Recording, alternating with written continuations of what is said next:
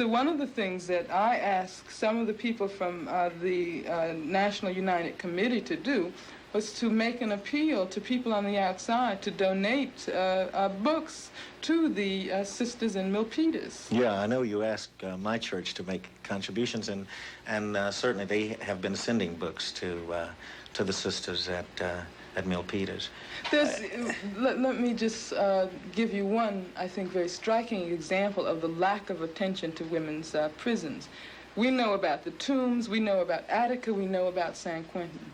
But how much do we know about the demonstrations and the strikes that took place in the Women's House of Detention? How much do we know about the revolt that occurred at Alderson Federal Penitentiary in Virginia? How much do we know about that?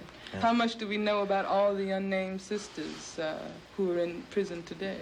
And it has been your contention all along that Angela Davis is not to be looked upon as a hero, but Angela Davis, along with the sisters and brothers in all prisons, must be seen in light of the struggle that's going on as it relates to the liberation Well, of I don't all see people. myself as any different, any more important than all of my captive sisters and brothers.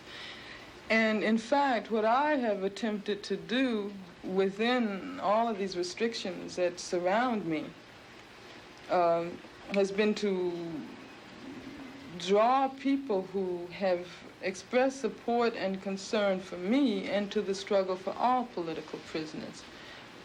I've said on a number of occasions that one of the first experiences I had in this jail here, after being transferred from Marin County, was very revealing of what the mass struggle can do for sisters and brothers in prison.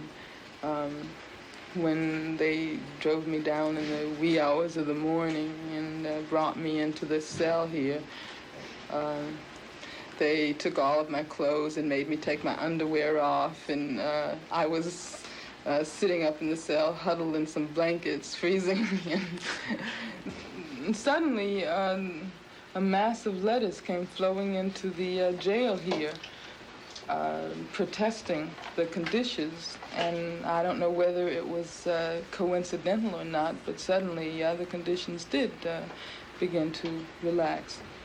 One of the things that struck me then, and of course I'm constantly aware of this, is that because of the movement that has galvanized around me, there is a lot of public attention on me and my case, and there are certain kinds of things that I can directly appeal to people for. But what about all of the sisters and brothers that we've been talking about during this interview? What about all of the other thousands and thousands who are in America's prisons today? People should begin to realize that they have a responsibility to see to it that America does not head in the direction of fascism, and it begins right at the level of the prisons. That's why the prison struggle is so important, because I see it as being a signal as to what the entire society will be about in the future. And that's why I think it's in the interest of all of the people, many of whom may not know anyone personally in prison, but most black people, of course, have had some contact with the prisons. People should really begin to express themselves aggressively and boldly and demand that something be done about the prisons in this society today. Angela, we're going to stop at this point, and we've reached a time where we must. Thank you very much for this interview. Thank you for rapping with me, and I want to say goodbye to you.